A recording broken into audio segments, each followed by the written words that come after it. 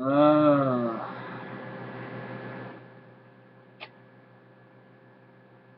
what, what, what do I say to this? What, what? Oh my god. That's 3 hours of my life I will never get back. So, as you can guess and tell, it's supposed to be my Raw review. And, don't worry, I'm obviously gonna review it. That's why I'm just, recording right now. But, I'm not gonna sit here and pretend this was the worst Raw of all time. That's just insane. But to me, that was the worst Raw in recent memory, by far. That was... Raw had maybe, like, two good things to it, and that was it. That was it. Everything else, and before I begin reviewing this, but the love of God, do not say, oh, the reason why Raw last week and this week sucks because Dean Ambrose is filming a movie. He wasn't there. That is the most idiotic, stupid thing I've heard in, like, forever. Okay? One man does not change a whole entire show. One man alone. It wasn't, like, don't get me wrong. I like Dean Ambrose. I know I usually joke around calling him, Joker's long lost hobo son, homeless son, the greasy hair and crap. But oh my god, just because he's not been there the last 2 weeks doesn't mean, oh, this product now sucks. No. Just, oh god, freaking marks.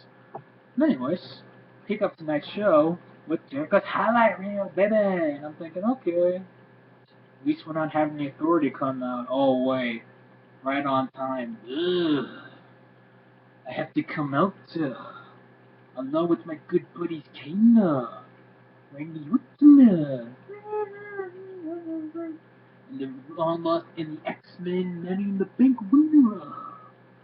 And they start talking, yada yada yada. Triple H says that he's been watching Cena and Lesnar over and over again, and then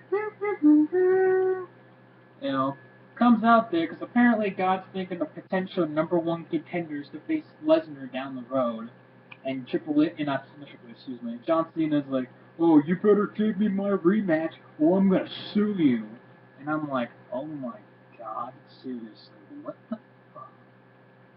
I'm gonna sue you? All because you don't want a rematch? Cena, you're a complete utter moron. The guy kicked your ass, like, for what, 25 minutes? It was a boring ass match, but he kicked your ass for like 25 minutes on WWE Network for $9.99 at SummerSlam, and you dying to have a rematch. And if you don't get it, you're gonna sue the company that's given you millions and millions and millions of dollars the last 12 years. Okay then. This was just so, and this was so long too. Like, and then Roman Reigns comes out, and it's just like this promo was just like 17 minutes long, 17 to 20 minutes. I'm like, oh my god, this reminded me of like TNA, like the last like year or 2 years. They opened up a freaking segment that's close to half an hour long. Like, you don't need to do that. Just go out there for like 10 minutes, tell 10 minutes, do your little thing, get it over with, and then move on. Oh my god.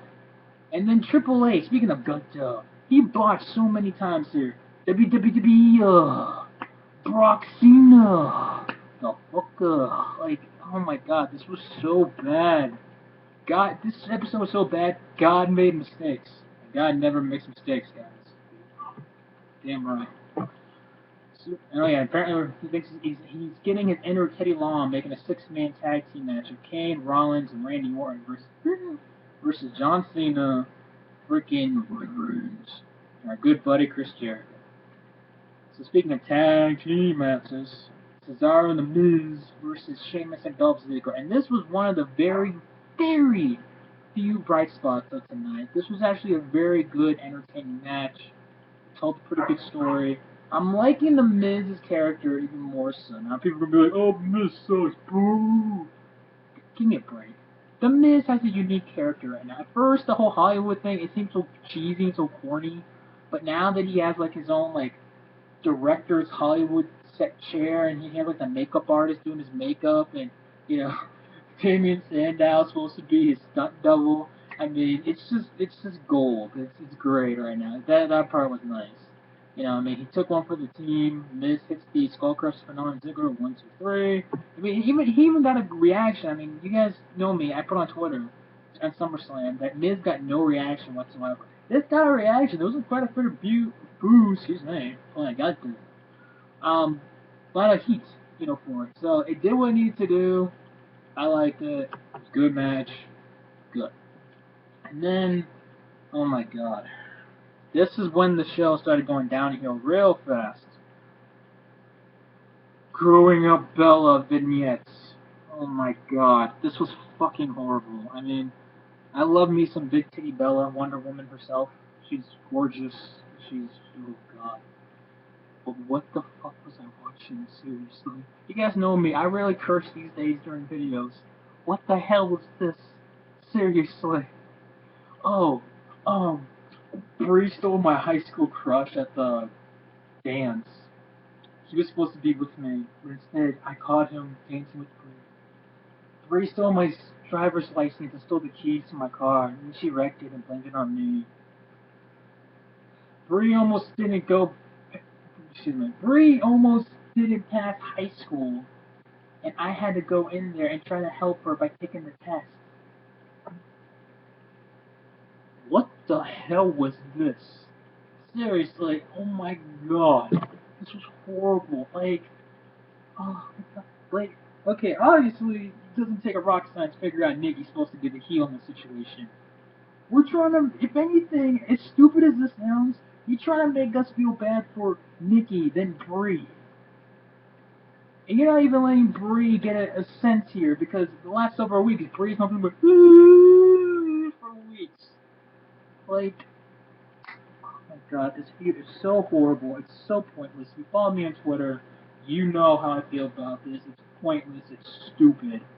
I love me some Bellas, but they're doing a horrible job at this feud. Not just them in general, Brie and Nikki, but creative, of course. The fact they share each other's Twitter accounts, and the fact that, watch Nikki and I at Toys R Us when we're doing a signing in about a week. Like, what? They're doing such a horrible, and this isn't the first time WWE's done a horrible job at, breaking up the Bellas. They tried this, 2009, I believe, on ECW, and they tried breaking them apart. That lasted, less than a month with the whole, Carlito Primo, Miz Morrison. And, of course, Brie was the face, Nikki was the heel, kind of like now. Like, it's so horrible, alright? You can't break up hippie Bella and big titty Bella Wonder Woman herself. You just can't do it. It's like, they're a total package. And they're doing a horrible job at it. And it's, oh God, I'm done. So, anyways, we move on to Cameron and Eva Marie and Rosa Mendez, aka Total Divas, versus Naomi, Summer Rae, and the lovely English muffin, Lila, in a minute match. This was not good. It's just LOL. We're promoting Total Divas. God. And then we move on to another tag team. Yeah, they're going to call this freaking Tag Team Raw, seriously. Mark Henry, The Big Show, that great tag team, versus Luke Harper and Eric Rowan. We haven't seen this 8 billion times. So, again, this match was slow and kind of duh. Outcomes not Rusev. And Rusev gets, Harper and Rowan disqualified. Mark Henry and Big Show win. And, no, really. And also, next week on Monday Night Raw, since WWE has one of their biggest competition by far, the NFL, National Football League, Monday Night Football returns next week, guys. And guess what? Guess who's coming to Raw? Not really former, a free agent NFL rookie defensive tackle who's openly gay, Michael Sam, former St. Louis Rams. And now, I get it, WWE's trying to give publicity, trying to get some social media in here. I'm sure ESPN will mention it. But oh my God, this is just we're desperate for getting some kind of ratings. And don't get me wrong, I like Michael Sam. I respect him as a player. He's a good player. I don't care if he's gay. I don't care. I said it on my own Facebook. Hope the Patriots, go out and sign him because we need a good defensive tackle. Vince Wilfork is 90 years old. But damn, man. Like, WWE, you're trying everything you can. Oh yeah, and then you also get a little promo from Paul Heyman saying that Brock Lesnar was going to kill John Cena, just like he did at SummerSlam. So yeah. Then you get a random match between Jack Swagger and Curtis Axel, and the whole point of this was again, you count Bo Dallas basically saying, "No, Swagger, you can believe in yourself," and it's just like, you know, Bo Dallas, I like his character and everything, but it's like, do we really care about Jack Swagger versus Bo Dallas? Like, you may care about Bo Dallas, but you do care about Jack Swagger right now. Should we have been a month ago when he's feuding with Rusev? Okay, yeah, you might care. Now it's like, no, we don't care. Then you have the comedy match of Adam Rose. Don't be a lemon, be a rosebud versus Titus O'Neil. The Bunny ended up beating up Pete Slater and Adam Rose won. I'm telling you now. Yes, a Bunny. A Bunny. A Bunny beat up Pete Slater. Former tag team champion Pete Slater. Then you have versus Zack Ryder, who apparently on freaking the Instagram of WWE, I think, came out and said, woo, I got a new attire, bro. And, yeah, he beat the holy hell out of Zack Ryder. That's all I need to know, really. Not much. Really? Not much you gotta say on that. Just plain simple. So, anyways, you had this long ass segment between the Queen, Stephanie McMahon. She comes out there, she's praising Nikki, big titty bella, saying she's doing what she says. Stephanie says that Nikki's the face of the Divas division. If she wants it, yada yada yada, that she can get a title shot. And then out comes Miss 12-year-old Miss Brooks. And for once in my life, I was actually like, thank God. I actually was thanking God that AJ Lee came out. I know. That's how bad this episode was. That I actually praised, Miss Brooks coming out there and making some sense out of all this. And then Bree came out, and ironically, Bree and Nikki still have the same theme song. Shows you how long this feud's gonna last for. Wink, wink. And then comes out Paige, and then I'm like, oh my God, this is a clusterfuck. Just like the freaking opening segment of the night, this is a clusterfuck. And, all you just freaking, Nikki's like, oh, Brie, I hope you quit. If you love me, quit. Brie pushes Nikki into Paige. They fall down like dominoes. And I'm sitting here going, okay, either they're all having a fatal four-way for the Divas title, or freaking Nikki, AJ, and Paige having a triple threat.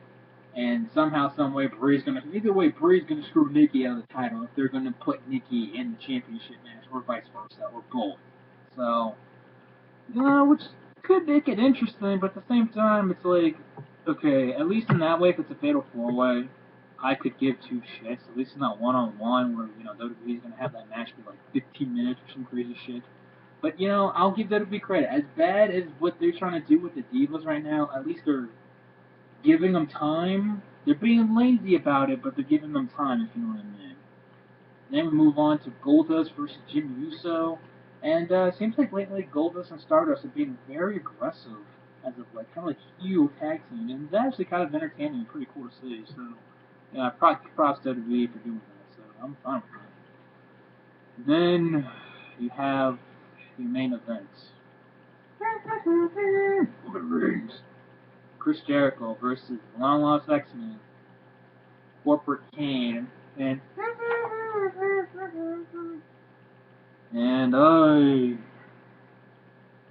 match was okay. I mean, it was a typical Raw 6-man tag team match main event. Like, it's okay match. You know who's gonna win. Cena comes out there. I mean, all you need to know is that Reigns and Jericho did the work the whole entire freaking time. Cena comes in there for like a minute maybe, does a few attitude adjustments, tags Reigns and Reigns spears Kane. Ding, ding, ding. Like, that's all you need to know. You didn't miss much if you missed this, man. I know a lot of people, and that's another thing too, real quick before I end this video. I will end this video soon, don't worry. You know this episode is bad when you have former creative people on Twitter saying it's horrible, like Vince Russo. When you have people from TNA saying it's horrible, like Bobby Roode. You know it's horrible when freaking WWE fan marks, the marks of WWE, who kiss WWE's ass 24/7, saying this episode was bad. That's when you know you got a problem, WWE. And they're promoting the episode, Raw episode next week like it's a pay-per-view. Like, oh man, we got Chris Jericho versus Bray Wyatt in a steel cage match. Oh, and I thought that feud was done, but apparently not. Oh, we're gonna have Randy Orton versus Roman Reigns next week, which I think is just a poor excuse so that you can have Roman Reigns versus Seth Rollins and other champions. Like, ugh. The promote, and I understand it. I mean, they got Monday Night Football again. They got, WWE obviously, they got 3 hour show. Football games usually go an average of 2 hours, 45 minutes to 3 hours. And they got 2 games on Monday Night Football, so I understand them going all out, the Michael Sam thing.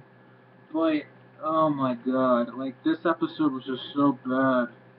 Oh my god, they better try to do their best next week. Because this was just freaking horrible. Oh my god. That's it for me. Hope this video was better than Raw itself. Bye.